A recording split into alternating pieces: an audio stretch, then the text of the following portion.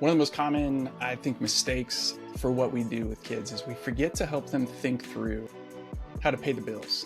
So there's different kind of sets of advice that young people actually get. I hear this from them, and I can remember this from myself, and I've also given this advice. Things like whatever you do, make sure you love it. Make sure it's an expression of your passion. Whatever you do what you love. Find your passion and you never work another day in your life. Those sorts of sentiments sound really smart, but they're not a complete picture of what a young person needs to think about. I remember being young, being a teenager, and I felt very clearly, I think, because of where I grew up in South Orange County, that the top priority, especially to be a man and to be a father and a husband that I wanted to be someday, the primary priority was to make sure I could pay the bills, and a lot of bills. A nice house, gated neighborhood, country club. That was the kind of lifestyle that I grew up in. So I neglected all those other sorts of things. Like, do what you love. What does that have to do with anything? Do what you're passionate about. Well, I'm passionate about having nice things. I mean, that's, to the teenager mind, that is what it really was about as deep as I got. But underneath that and behind that were other things that were really important to me, things that I valued, things that I was passionate about, things that I wanted to do, but didn't feel like it was a part of the equation. It felt like something you would do maybe in the outside time, around the fringes, in your spare time. Things like working with kids, things like teaching, things like coaching sports. And you don't make your life about that. Don't make your career about that. Go and spend most of your waking time making money, and the rest of the time paying, paying the bills.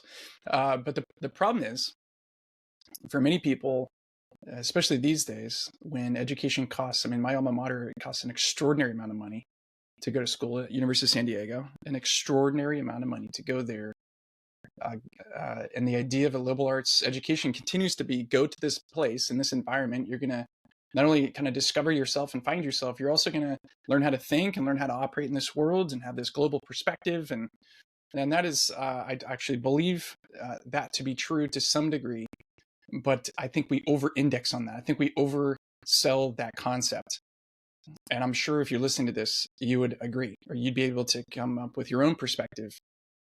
And what I want to help young people do is have a really thoughtful approach to clarifying and discerning how to spend their lives, how to spend their time. On one side, just, it doesn't matter what you love, just go and do something that pays the bills and pays them well.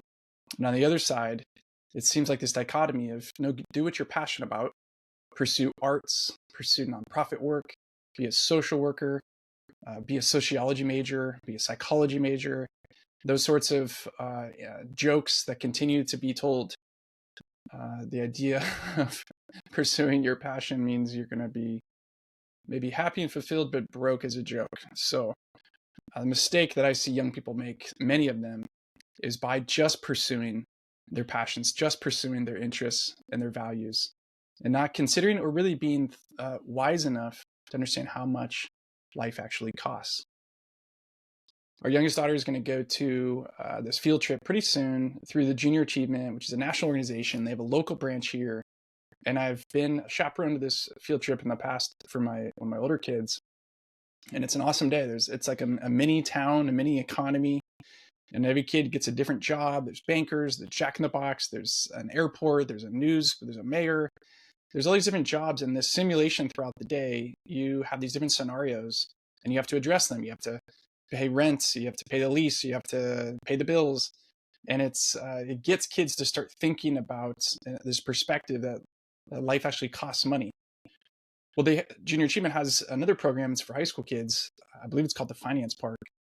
And it's a similar idea of a simulation where kids come on a field trip, but the setup is very different. You, as a kid, when you walk in, you were given this persona, this character to play for the day. And that character might be, for example, a 34-year-old single woman who has 2 kids, ages this and that. And the simulation throughout the day is you have to go throughout the day, you have to commute to work, you have to, and you have a fixed amount of income, monthly income, and you have to literally go and pay the tax man. You have to go and pay rent. You have to pay money and ride public transit. Part of the simulation is like your kid gets sick in the middle of the day. You have to figure out a way to get to school and pick them up or send somebody. And by the end of the day, I've been there once, and there's this like very sober, realistic view of what it costs to live life. And the point, hopefully, is not to demoralize them, but it can, especially in San Diego. The point is to increase perspective and include how you're going to pay for things into part of the perspective, part of the story. And that's, I think, the key part. There's this concept that was first coined by Jim Collins in this book, Good to Great. Got it around here somewhere. And it's this idea of a hedgehog concept. It's for organizations. But you try to imagine this Venn diagram. You try to, with this Venn diagram, find this mixture of what you can be, your company can be best in the world at, what you're most deeply passionate about. That's another kind of circle in the Venn diagram. And then the third part would be your economic engine. And it's a kind of a community or like a company approach to another concept. It's a Japanese concept. Maybe you've heard it's called Ikigai. And it's a similar Venn diagram. And it's a way of looking at what you're passionate about, what you're interested in, what the world needs, and what people are willing to pay you for.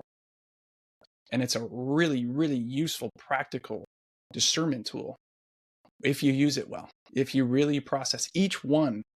So how do you understand what the world needs? How do you see the different pathways that your skill set could take? How do you understand what you can contribute? How do you understand what you're interested in, what you're passionate about, what you're willing to put effort into? And ultimately, what does it pay? What does it pay? I remember early on in YouSchool, mom got really upset with me when I was given this pitch to a bunch of moms about, hey, we have this curriculum that can help your kids process who they actually are and what makes them come alive.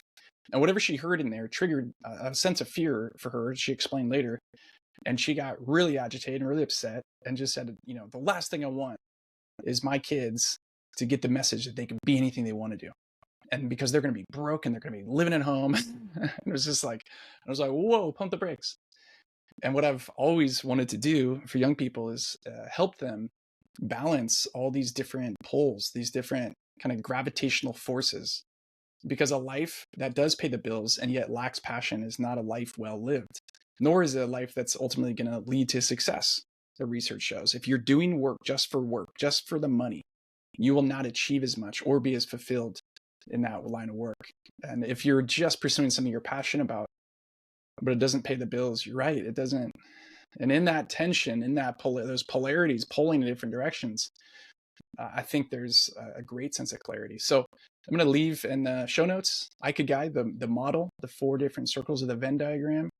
And I'd love to hear your thoughts. How do you guide a young person through those different perspectives and conversations? And we'll be back next week with another conversation about how to guide kids